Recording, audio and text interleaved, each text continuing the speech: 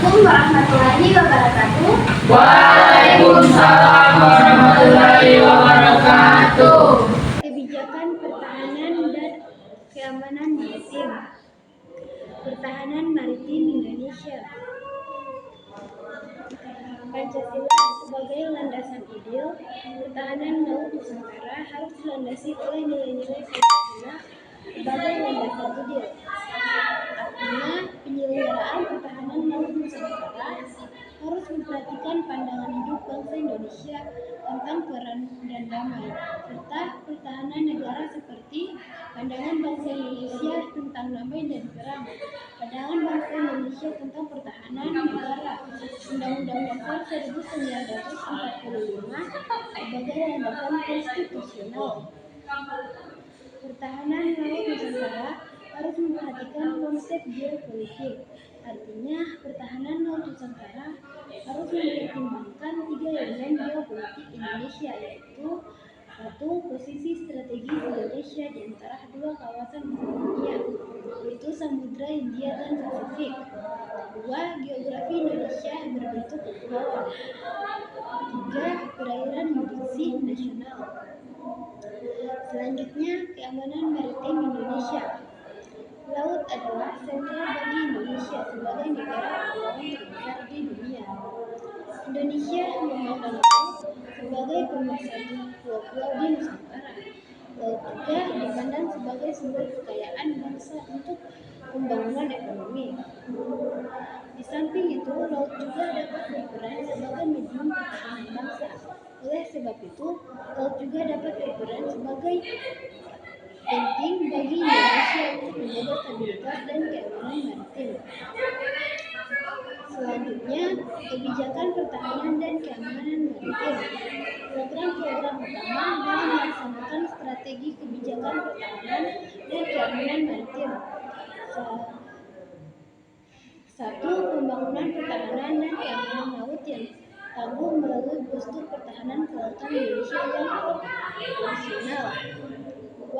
Peningkatan kemampuan dan kinerja pertahanan dan keamanan secara terpadu di seluruh wilayah perairan. 3. Peningkatan pembangunan kawasan perbatasan di laut dan pulau-pulau kecil. 4. Peningkatan peran aktif Indonesia dalam kerjasama pertahanan dan keamanan.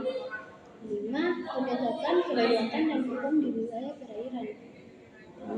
Optimalisasi sistem komando, kendali, komunikasi serta pengawasan dan pengintaian. 7.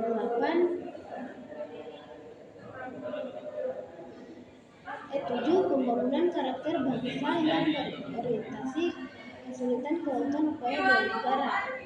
Dan yang terakhir, meningkatkan keamanan dan keselamatan pelayaran.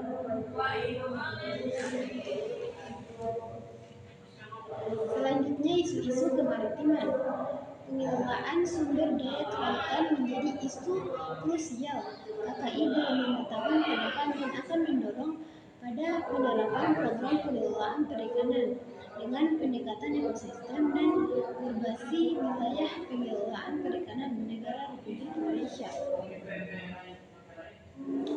Isu strategi dan kondisi saat ini terkait pertahanan, keamanan, penegakan hukum, dan keselamatan di laut. Potensi sumber daya perikanan sangat potensial untuk menjadi penggerak utama perekonomian bangsa.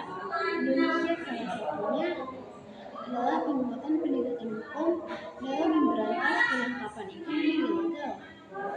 Isu strategis dan kondisi saat ini terkait tata kelola dan kelembagaan laut. Kebijakan tata kelola dan kelembagaan laut dibentuk guna mempertahankan sistem tata kelola nasional yang komprehensif, terintegrasi, efektif, dan efisien. Isu strategis dan kondisi saat ini terkait ekonomi dan infrastruktur kelautan di peningkatan kesejahteraan. Sebagai negara kepulauan, pembangunan nasional menghadapi 2 isu besar yang menantang, yaitu konektivitas maritim dan pemerataan pembangunan. Lambatnya pembangunan infrastruktur masih menjadi salah satu faktor penghambat pembangunan ekonomi dan menjadi salah satu indikasi perekonomian negara berjalan dengan cara yang tidak efisien. isu strategis, dan kondisi saat ini terkait penyeludupan. Sekian dari saya. Wassalamualaikum warahmatullahi wabarakatuh.